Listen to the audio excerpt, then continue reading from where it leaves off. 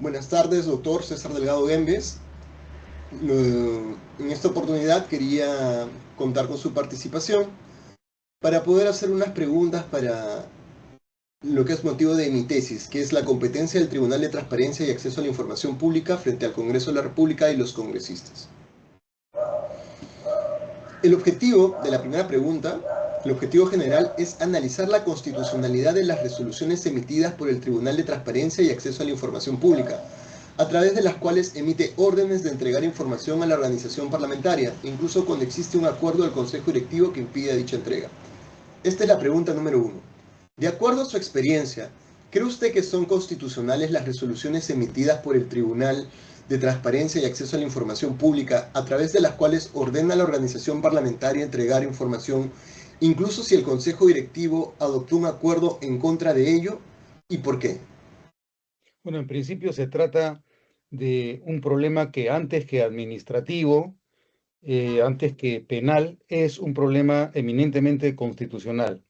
Pero los problemas constitucionales, en este caso, tenemos que tener presente que nos encontramos ante dos alternativas para analizar el cumplimiento o no de disposiciones que por su naturaleza son administrativas debido a que se trata de un órgano que depende del Ministerio de Justicia. En nuestro régimen político, el Congreso fiscaliza la labor del Poder Ejecutivo. En este caso nos encontramos ante una situación inversa porque se trata de un órgano subordinado al Ministerio de Justicia que puede dictar algún tipo de disposiciones que afecten un procedimiento parlamentario o el desempeño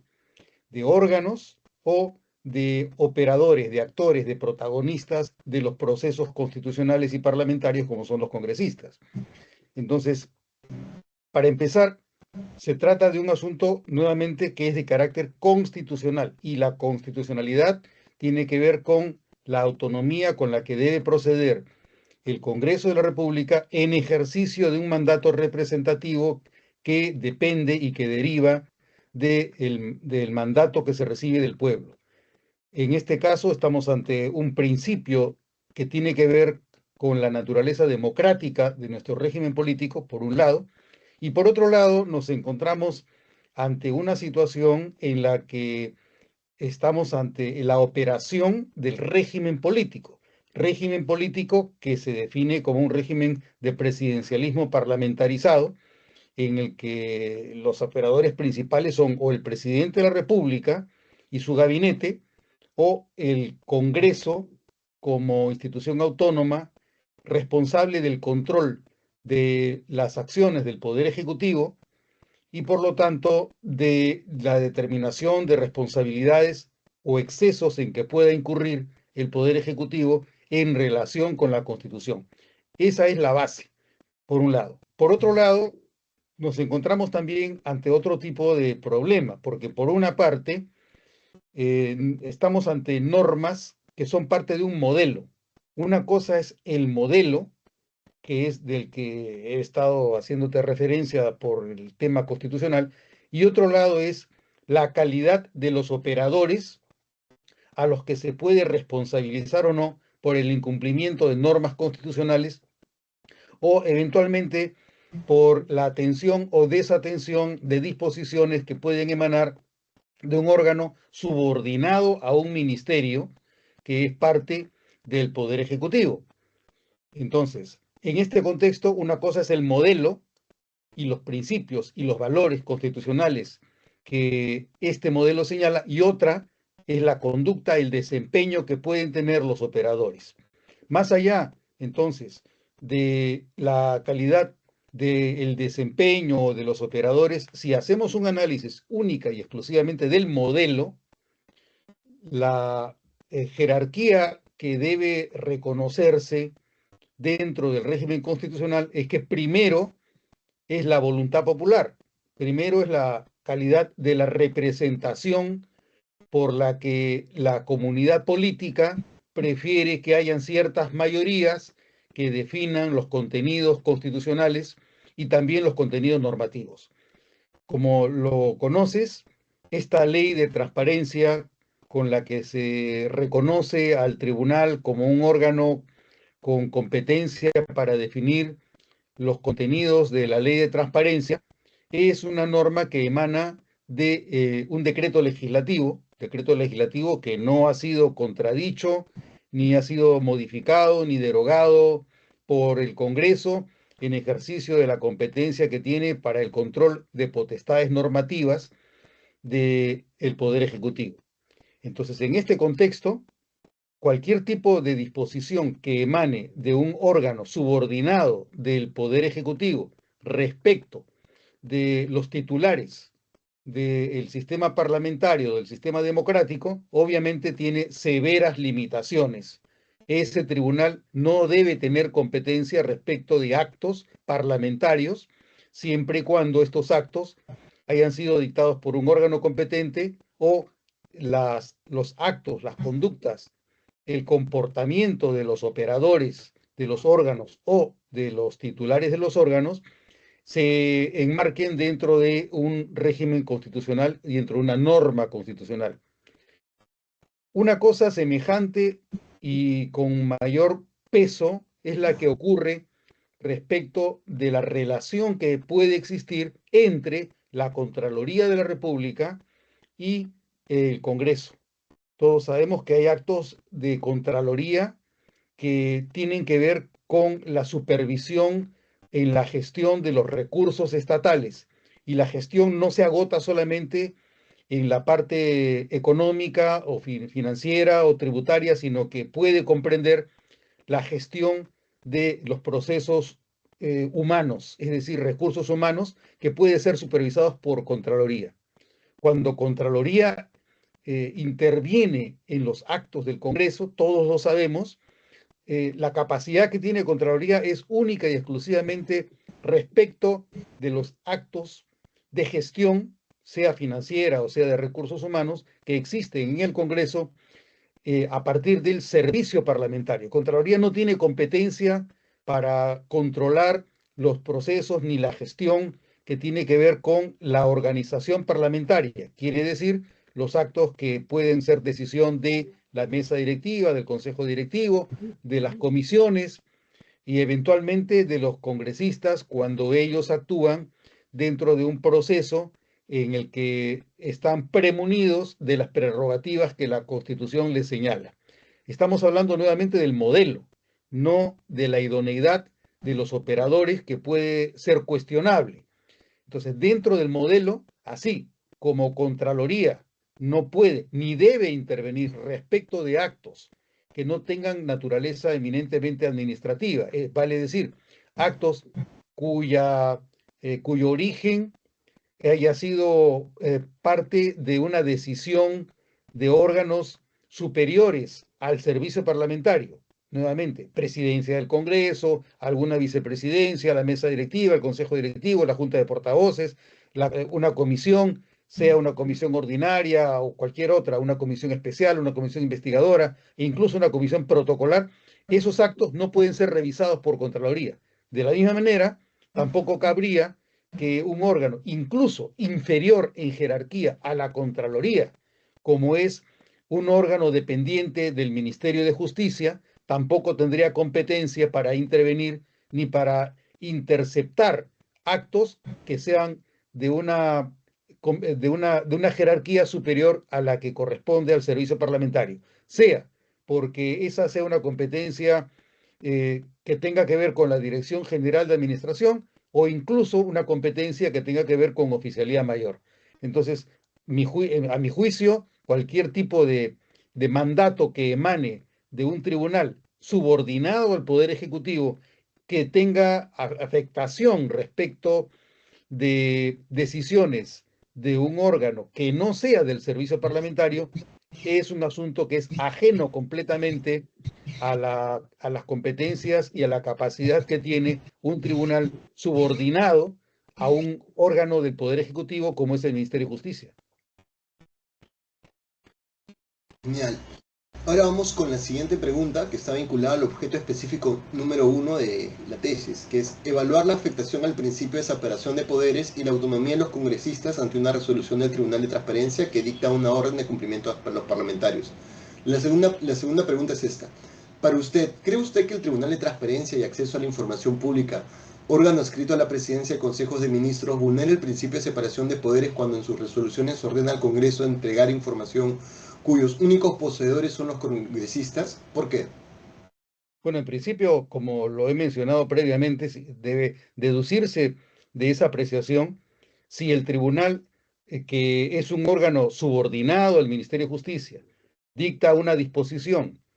sobre materia que es competencia de un órgano parlamentario y por lo tanto que no es parte del servicio parlamentario, es decir, que es superior a las competencias que tiene Oficialía Mayor y obviamente la Dirección General de Administración, la Dirección General Parlamentaria, obviamente se trata de un exceso que no tiene eh, el suficiente sustento constitucional. Se trataría de un exceso, de un abuso, el tratar de interferir en el ejercicio regular que se realiza dentro de un sistema de democracia representativa, donde además existen argumentos como el de la no existencia del mandato imperativo y de la autonomía normativa y administrativa del propio Congreso de la República. Continuando con la siguiente pregunta, que está muy relacionada a las respuestas que ha brindado, a su criterio,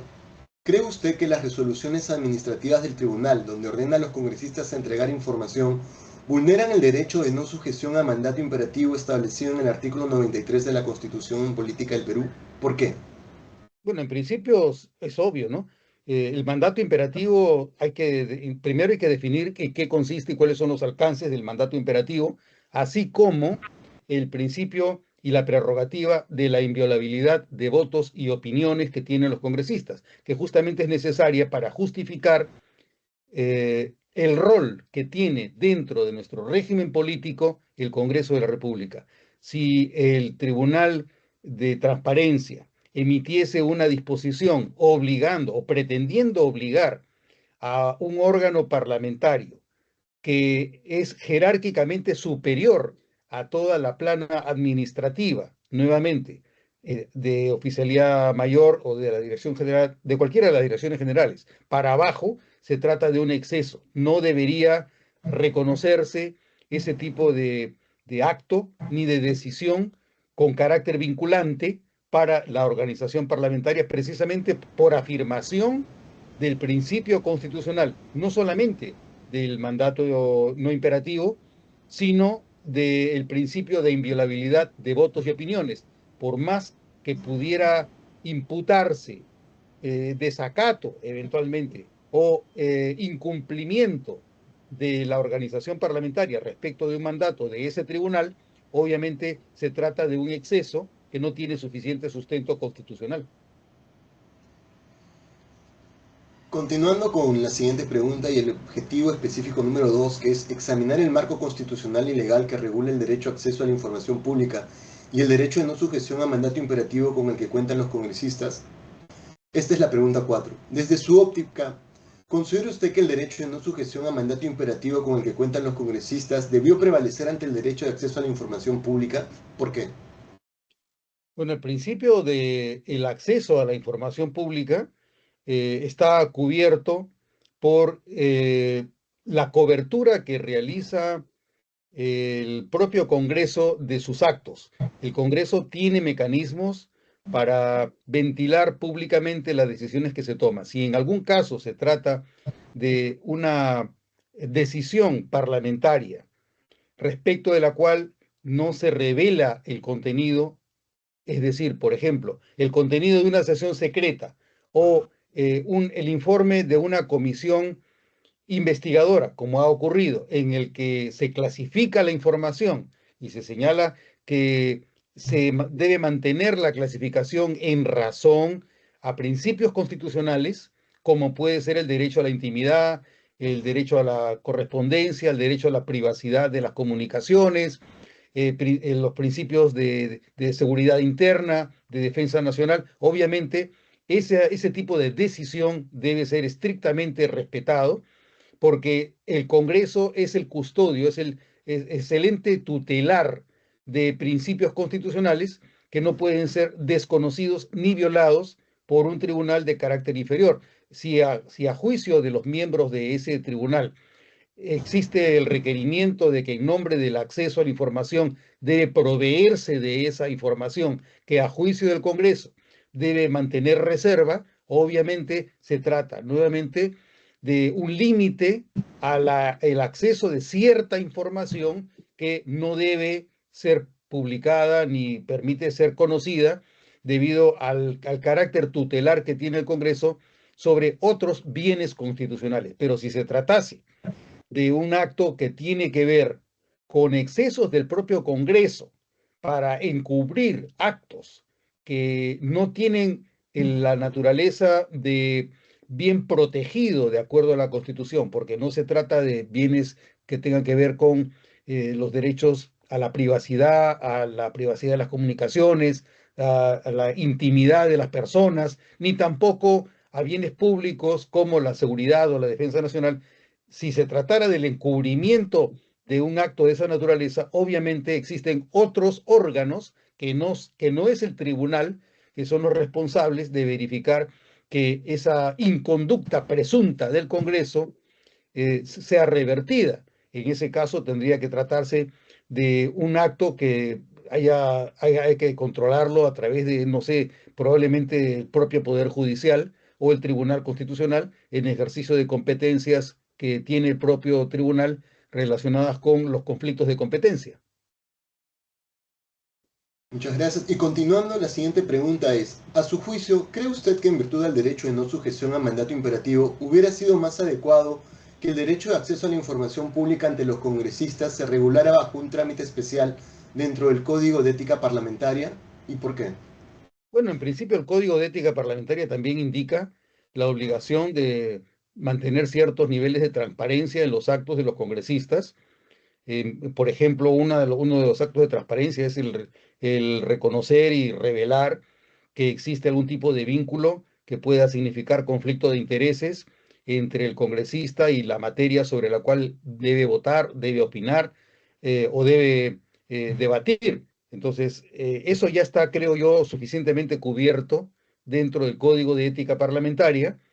y si se tratase de una falta mayor, siempre cabe que se presentara una denuncia constitucional o se iniciara un proceso contra quienes quebrantaran las normas que no tienen necesariamente que ver con el mandato, con la no imperatividad del mandato, sino con faltas que tienen que ver con el encubrimiento de información que tiene que ver con, por ejemplo, la violación del principio de no actuar cuando hay un conflicto de interés. Entiendo. Y ahora vamos con el siguiente objetivo específico número 3 y las dos últimas preguntas. Este objetivo específico 3 es determinar las diferencias que existen entre la organización y el servicio parlamentario conforme al reglamento del Congreso para lograr una adecuada conciliación entre el derecho de acceso a la información pública y el Congreso. La séptima pregunta es, según su expertise, ¿existen diferencias entre la organización y el servicio parlamentario? ¿Por qué? Bueno, cuando se habla de organización parlamentaria, dentro de la organización parlamentaria se incluye también el rol que cumple el personal de confianza, que en algún caso puede estar estrictamente vinculado por razones de afinidad ideológica, partidaria o incluso familiar con algún congresista. Entonces, la organización parlamentaria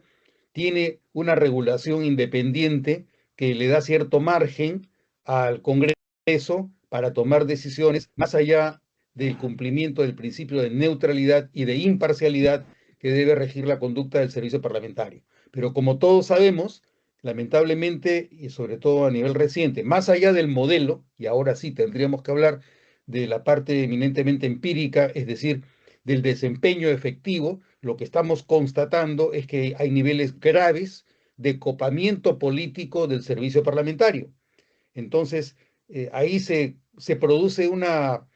confusión de roles porque el personal del servicio parlamentario, que ha sido cooptado por la organización parlamentaria, en principio por la designación de alto número de altos funcionarios del Congreso, a los que se los ha designado como funcionarios, no por razón de la trayectoria, de la línea de carrera que tengan o de la experiencia que tengan en materia del desempeño en los procesos parlamentarios, sino porque tienen afinidad con algún lineamiento político,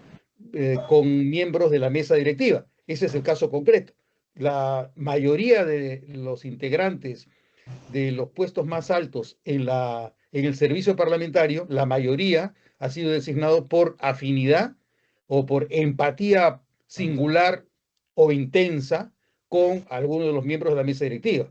El director general parlamentario, por ejemplo, es miembro de Fuerza Popular, y como él, hay algunos otros que también lo son de Fuerza Popular, otros de Perú Libre, otros de Avanza País, otros de Alianza para el Progreso. Entonces, cuando se mancha el servicio parlamentario con decisiones inadecuadas, con decisiones inidóneas, obviamente existe la sospecha de que incluso el servicio parlamentario no reúne las condiciones necesarias para tener esa condición, porque se ha borrado la línea que debe existir entre el servicio parlamentario y la organización parlamentaria. Entonces, ahí el problema ya no tiene que ver propiamente con el modelo, no obstante que probablemente en la mayoría de los casos se actúe dentro de los márgenes razonables de cumplimiento de las reglas de acceso a la información pública. Pero el hecho concreto es que desde la suspensión del estatuto del servicio parlamentario, que fue aprobado en diciembre del año 2015, cuando era vicepresidente del Congreso el señor Luis Galarreta y era presidente del Congreso el señor Iberico, luego cuando el señor Galarreta es presidente del Congreso en el periodo posterior al de la señora Luz Salgado, en el año 2017-2018, él se encarga de que quede en suspenso el estatuto del servicio parlamentario, con lo cual el servicio parlamentario quedó sin la suficiente base y los instrumentos de gestión del servicio parlamentario han quedado al libre albedrío de los miembros de la mesa directiva, que, desconociendo los límites que existen en el estatuto, procede a designar a los funcionarios, y obviamente los funcionarios se alinean con los intereses políticos de la organización parlamentaria. Eso es lo que ocurre cuando se borra el límite que debe existir entre el servicio parlamentario y la organización parlamentaria. Continuando con la octava y última pregunta, acorde a su experiencia, ¿considera usted que el cumplimiento de las resoluciones del tribunal, tanto en el fondo del ordenado como en el plazo otorgado para el cumplimiento, genera algún tipo de inconveniente si la información requerida se encuentra en control del servicio parlamentario? ¿Por qué? Si estuviésemos ante un caso en el que el servicio parlamentario tuviera las condiciones básicas para cumplir con el rol de imparcial y de neutral que debe tener en una institución estatal, obviamente no debería haber ningún tipo de incompatibilidad y el servicio parlamentario pudiera cumplir con normas que son fundamentalmente administrativas, porque la organización del servicio parlamentario se ciñe y se rige por reglas de carácter administrativo. Pero si estamos ante esta situación borroneada,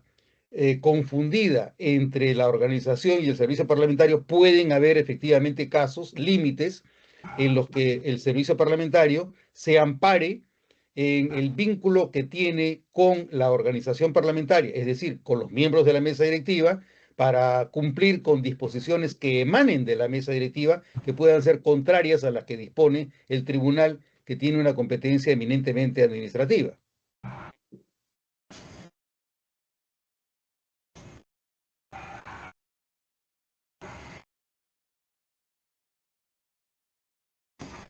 Y completando la anterior pregunta, a su criterio, ¿existen limitaciones normativas o prácticas para el funcionario responsable del acceso a la información pública del servicio parlamentario cuando el tribunal ordena que éste entregue información que se encuentra bajo el poder de la organización parlamentaria?